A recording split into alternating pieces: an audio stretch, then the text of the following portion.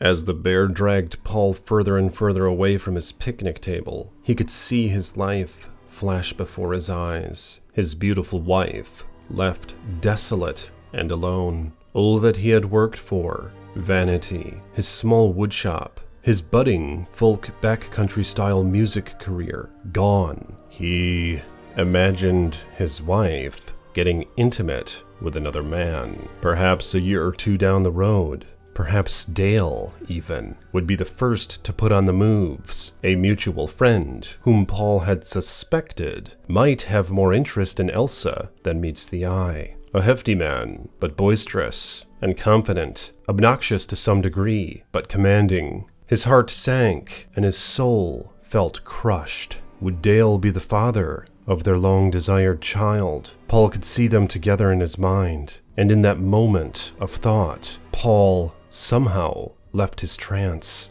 possibly out of anger or rage, and seemingly had a second wind, awakening to the bear, gnawing on his leg as it dragged him down the thorn-bristled hillside. His death awaits, or perhaps his self-induced redemption, be it by his hand, or even the hand of God. What's up, guys? Iceman here! So what you're about to witness is one of the most harrowing bear attack stories that I've told on this channel yet. But before I get into it, I'd like to thank you guys for all your support. So if you will, like this video, subscribe to the page, and hit the bell so you're notified next time I post a video. And if you want to support me further, you can become a channel member or a patron. Links in the description below. And blessings to my channel members and patrons. So let's get into this chilling tale.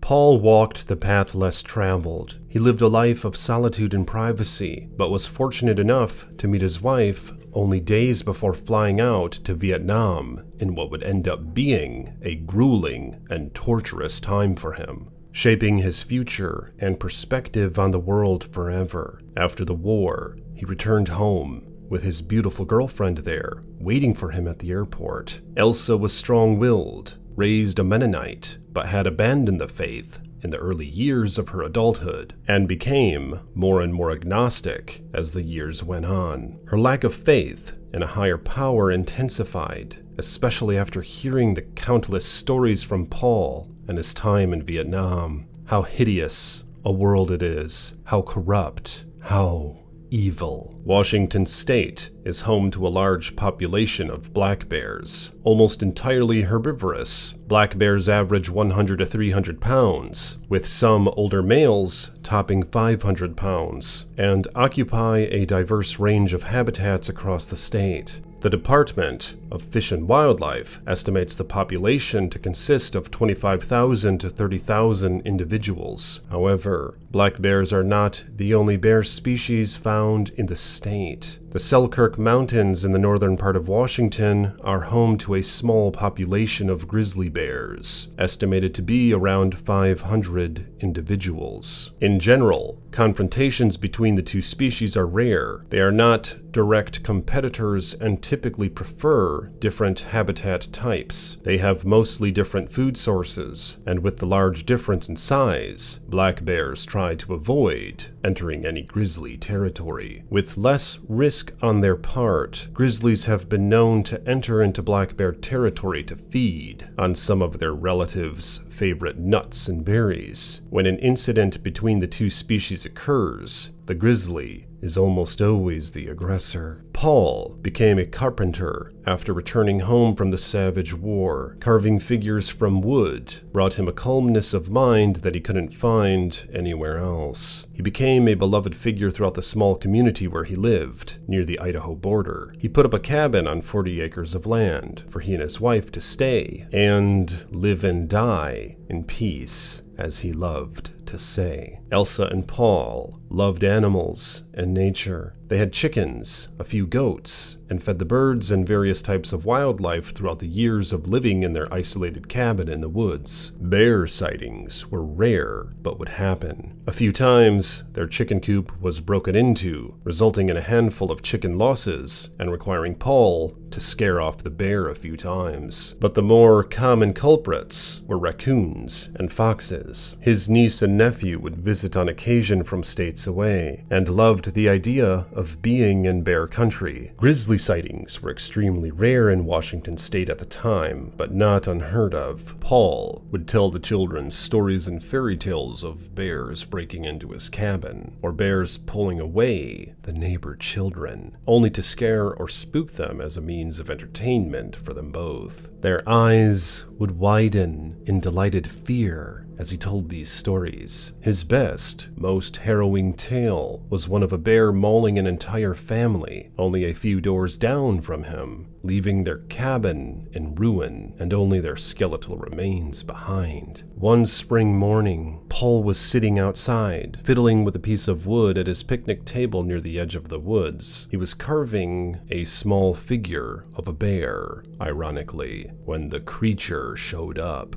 He almost couldn't believe his eyes, but it was, in fact, a grizzly. The massive hump on its back, the large rigid skull. He was shocked at how large the animal was. He was used to seeing black bears on his property, but never something like this. The bear didn't seem startled or fazed by him. As it crept up the shallow hillside and approached him, it slowly moved toward him, grazing in the grass, perhaps some foraging, acting as if Paul's presence was no bother. Paul knew the grizzly could see him, as he was quite familiar with how bears acted around humans. They would often showcase their apparent lack of fear or interest, but Paul knew their minds were always at work, testing, considering, looking for an easy meal. This one was brazen, with its large head slowly swaying from side to side. It got about 20 feet from him, and Paul decided that enough was enough. He slowly stood up, pocket knife still in hand, as he dropped the animal carving. The bear stopped and looked him dead in the eyes. Paul, with his heart skipping a beat, stared right back. He held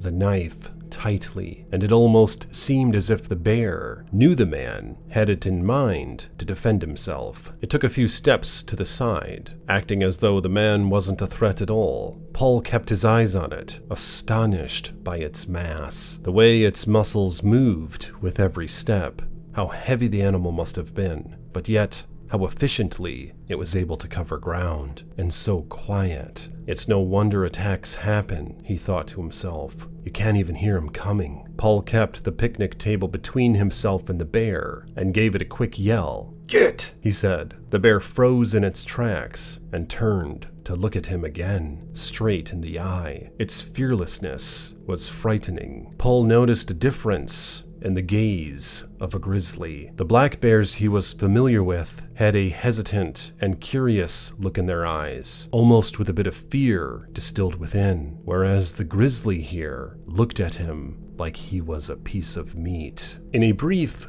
twinkle of time, before Paul could make a decision, he found himself on the ground with the bear ravaging his body. He couldn't remember how it got there, or when it decided to strike, but it was partly on top of him, wrapping its massive jaws around his skull. Paul was a smaller man, about 5'10", 160 pounds. It was his wit and his eccentricness that won over his wife, but such things will do him no good against this ferocious demon. He screamed in agony as the bear twisted his body, holding him down, nearly swallowing his small head. All he could see was the bitter despair of darkness within the monster's throat, as it squeezed his melon-sized head harder and harder, its yellow fangs cutting into the flesh of his cheeks, blood oozing down his neck. He gathered his bearings, and to his shock, although he was lying on his back, he could feel the handle of his knife gripped tightly in his hand. He wrenched his arm up and began blindly stabbing the bear in the belly and ribs, burying the 3-inch blade into its thick hide. On the third strike, the bear released his skull and gave a loud bellow. The sudden flood of light after darkness of the animal's throat momentarily blinded Paul, and he rolled to his belly and began crawling away to the best of his ability. The bear lunged at him, biting his thigh with great force, mauling him with its forepaws, pulling his mangled corpse into itself, as if it were rolling him up like a sleeping bag. Its hefty weight began suffocating the nearly helpless man as the bear tore into him, this time with rage, as if it were upset over getting stabbed several times. Paul released his knife out of pain and agony, and the bear latched onto his upper thigh and picked him up off the ground and began running toward the woods, dragging him away. Paul screamed in terror as he knew his fate was near. "Oh my God! Help me! Help me!" His neighbor nearby heard the commotion and came running out, only to find the hideous sight of a giant grizzly running off with his friend. He shouted at the bear, which made the curious creature stop, and it dropped Paul to the ground. Coming to a halt, the bear turned and stood on its hind legs, facing its accuser, as if it knew it had done something terrible. The man waved his arms at it and shouted, but the bear got back down onto all fours and walked back toward Paul's carcass. As the neighbor ran back to his home to grab his firearm, the bear began tearing into Paul again. It began chewing on his legs and shredding them up with its claws, as if it simply decided to make a meal of him there on the spot. The neighbor returned to the scene and got about 30 feet from the bear and Paul before stopping to raise his rifle, arms shaking. The bear kept its head down while chewing on Paul's body, but turned its back to the neighbor as if it were claiming its kill and to prove its dominance and lack of concern. "Shoot it, goddammit!" Paul groaned, with the little breath he had left. The man held his breath and held his rifle as steadily as possible, aiming at the peak of its hump as a means of avoiding Paul as much as possible. "Shoot it!" Paul screeched again. He pulled the trigger, and the impact of the bullet to the bear's back caused the animal to recoil in shock as its muscles seemed to give out for a moment. It dropped itself onto Paul's body, but rolled off, trying to get back to its feet. It stood, but then dropped and rolled again, biting at the air all around it in its stupor, not knowing what hit it. The neighbor chambered another round and shot it in the ribs before the bear could get to its feet again. It rolled on its back, roaring and biting, and he chambered another and shot it once more, right into the center of mass of the underside. He chambered another and placed another round into the same area, and finally the bear seemed to be done moving, only 10 feet from where Paul's body lay in ruin. Paul survived the attack, although he suffered lifelong injuries all over his face, body, and legs in the incident. It was also discovered that the blade of his pocket knife had folded over his pinky finger while stabbing the bear, severing the top part of his finger off, but he survived, and he maintained most of his dignity and his wife. He could still play guitar, even without that part of his finger, as fortunately for him, it was on his picking hand. He could never get the images of his wife and Dale out of his head, so he ended up severing the friendship he had with the man. The images of the bear, however, remain with him. He burned its corpse days later in his fire pit and watched the flames till nothing but bone and ash were left of its remains. He wanted to do the same to Dale, but knew he'd never get away with it, as he was the paranoid type,